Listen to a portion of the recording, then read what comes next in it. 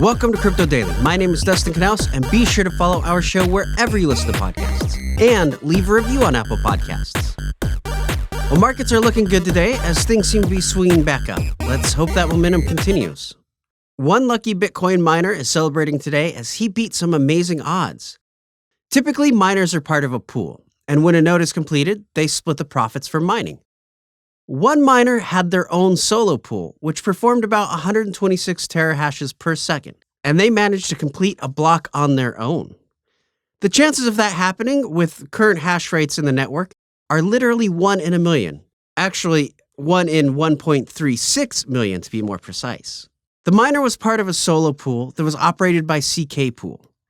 For completing the block, the miner was rewarded with 6.25 Ethereum, which is about $260,000. In other news, Coinbase is showing that they care for their employees and acknowledging their hard work in a new experiment. Their chief people officer, LJ Brock, said the employees have been working long days and long weeks. So, as a result, the company will be shutting down for a total of 4 weeks throughout the year to give their employees a chance to avoid burnout.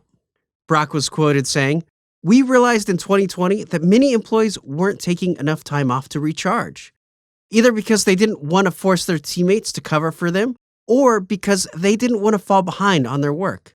We knew that this was unsustainable, so we scheduled a recharge week at the end of 2020 and 2 recharge weeks in 2021, when nearly the entire company shut down.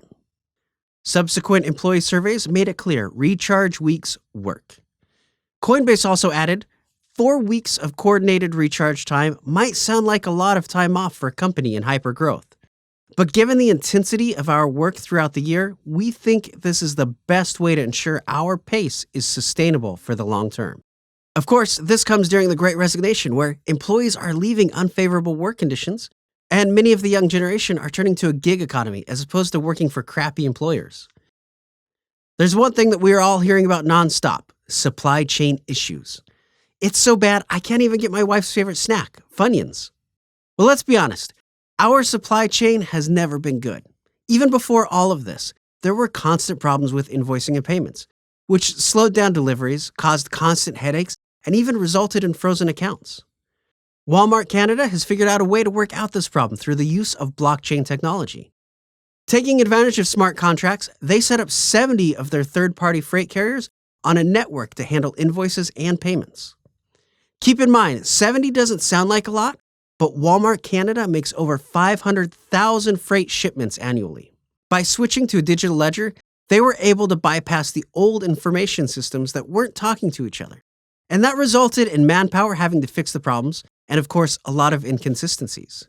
In fact, about 70% of its invoices were disputed. With the help of DL Labs, they were able to launch a blockchain program in March of 2021. They rolled out a private network that was built on the open source platform Hyperledger Fabric. Not only did this instantly smooth things out, but it also created a new level of trust by increasing visibility and data with their carriers.